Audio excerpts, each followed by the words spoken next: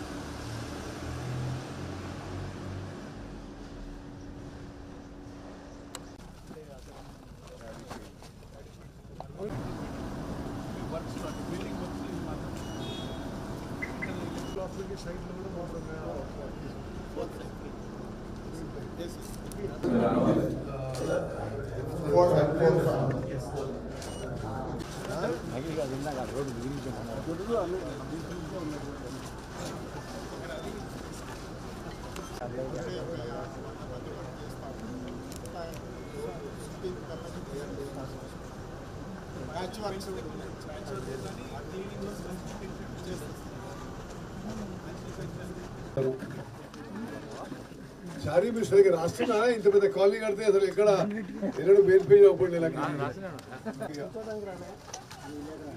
మధ్యలో 10 ఏళ్ల టీఆర్ఎస్ ప్రభుత్వంలో ఈ మొత్తం అంటే భూమి విలువ కానీ, కన్స్ట్రక్షన్ కానీ, కామన్ ఇన్ఫ్రాస్ట్రక్చర్ అంటే ఎలక్ట్రిసిటీ, వాటరు, అదే roads, trains, school building, anganwadi కేంద్రము, హాస్పిటల్ అన్నీ కలిపితే ఇది ఆల్మోస్ట్ 200 కోట్ల వరకు వస్తుంది.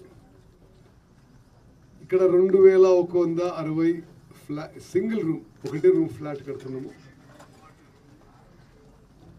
అయితే పూర్తయినాక అంటే land cost, common area cost, construction cost, అన్ని ఫైనాన్స్ కాస్ట్ అన్ని తీసుకుంటే మరి ఒక్కొక్కరికి 9-10 లక్షలు అయ్యే ఫ్లాట్ ఇది. ఓకే, లబ్ధిదారుల ఎంపికలో రాజకీయం ఉండదు. ఈ 2160 ఫ్లాట్లతో హుజూర్ నగర్లో ఇల్లు లేని వాళ్ళందరికీ ఇల్లు ముందు ఇవ్వడం జరుగుతుంది. ఒక్కరిని కూడా వదిలిపెట్టము. పిల్లలు పెద్దవాళ్ళై పెళ్ళైతే తల్లిదండ్రులకు ఇస్తాము, పెళ్ళైన కొడుకు కోడలు కూడా ఇస్తాం. ఓకే, తల్లిదండ్రులకు ఇస్తాం, లేకపోతే బిడ్డలు కూడా ఇస్తాం. ఆ విధంగా కలెక్టర్ గారు, ఆర్డీఓ గారు ఈ ప్రక్రియ చేస్తున్నారు.